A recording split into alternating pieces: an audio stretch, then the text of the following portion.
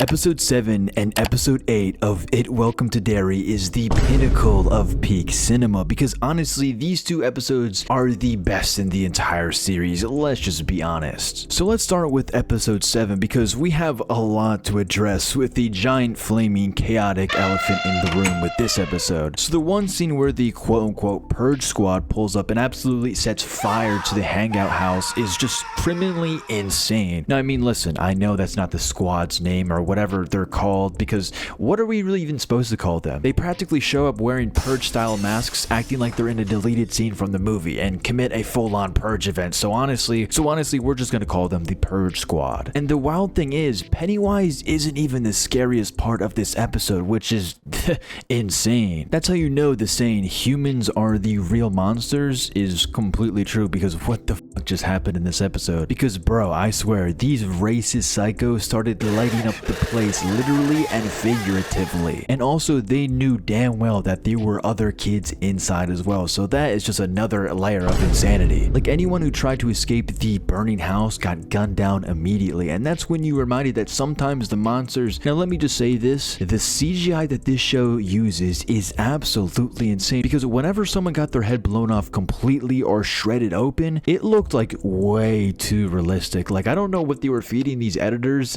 in this show, but bro, they need a raise. And you know, before YouTube tries to remove my head from the platform, I'm obviously not going to show any of these scenes because you know I like having this channel. Then we get the moment that we've finally been waiting for. DeWise himself rises out of the flames. Like my guy literally walked through that burning building like Batman after flipping Penguin's car in the Batman movie.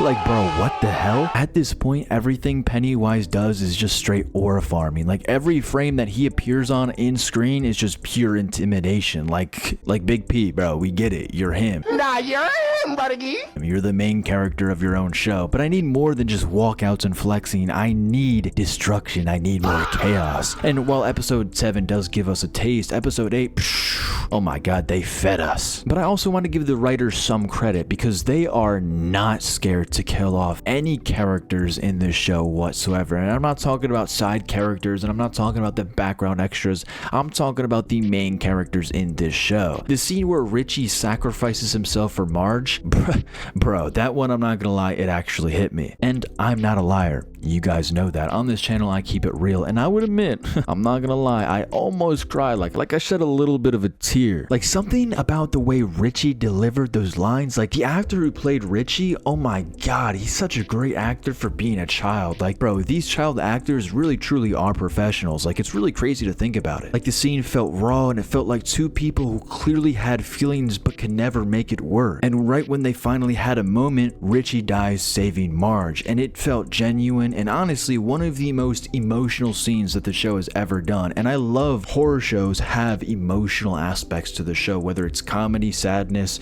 or you know, horror. Well, I mean, obviously it's gonna be horror, but I like when they have other emotions rather than just pure horror and pure scaring the audience. And then we got Will at the end of the show, and oh my god, Will, this man literally had the audacity and the bravery, or maybe even like the stupidity, to tell Pennywise himself to pull up on him. Like he genuinely thought Big P was soft. Like, my brother in Christ, this is Pennywise we're talking about. He is never the one to test. So when Pennywise shows up instantly after he hangs up that phone call, or honestly he doesn't even hang up that phone call, he literally turns around and sees Big P, and instead of killing Will, he hits him with the deadlights for rage baiting him. Like he basically mentally nukes this man's brain because Will wanted attention. And honestly, killing Will would have been Pennywise showing mercy. Instead, Pennywise turned Will into a lifelong baked potato. But I mean, when you really think about it, he kind of deserved it, because you can't poke the bear and expect a gentle high five.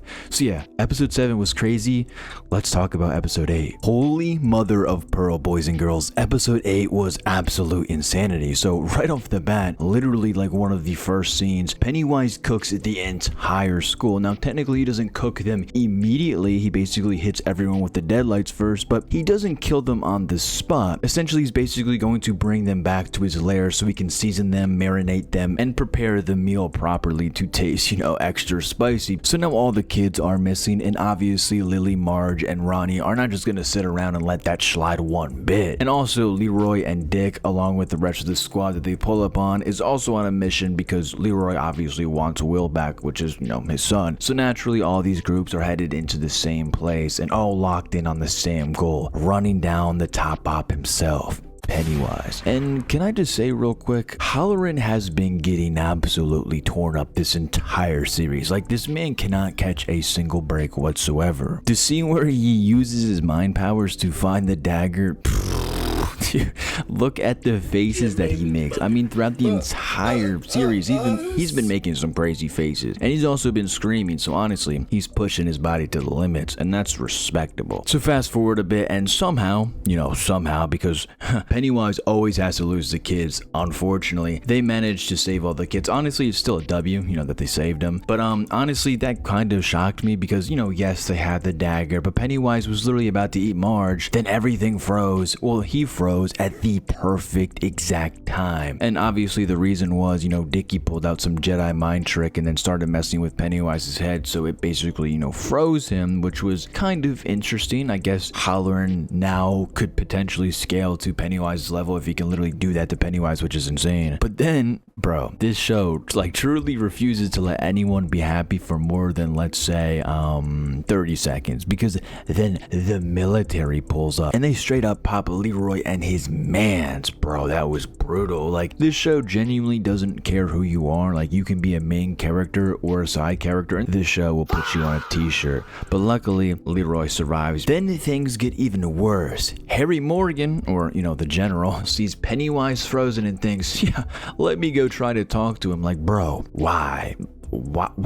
Why? And of course, the second Pennywise breaks free from the mind control from, Dickie, he then runs Harry Morgan down immediately. Like, bro, Dexter's gonna need to get some get back after that one because Big P violated his father. But then this is where the episode really hits. Richie comes back for a scene. Bro, obviously he's not alive, but as a ghost, but still the goat returns. Now, Richie pulls up to help the gang place the shard and finally trap Pennywise, or not finally, but to put Pennywise back into the trap. And then when he's running to help the gang push the shard back into the place or whatever it was, he then flips off Pennywise with a little smirk on his face. Like, that absolutely sent me, dude. That was funny. He can still see Richie, so when he looked at Richie, he was like, you just did what to me, buddy? You just flicked me off? Yeah, okay. And then we get a funeral scene for good old Richie. And I'm not gonna lie, this scene was 100% deserved because Richie is such a great character. Because Richie in the show didn't just die, he died saving Marge. And the way he did it was just such a W man. And the show also made sure to honor that properly, which they did completely. And I also saw people on TikTok saying that Richie's death was that serious. Like, basically, like, it was that serious as in it was genuinely like worth crying. And honestly, they're right, it definitely was that serious. But yeah, everything was great. Pure happy endings all around. Everybody lived. Well, not everybody lived, but people from the main cast. I honestly thought this episode was going to kill off every single person from the main cast for season 2 for them to still be alive, so then they can be a little bit older, and then we get a season 2 of them a little bit older and then they die. That would make sense. But yeah, what a great show.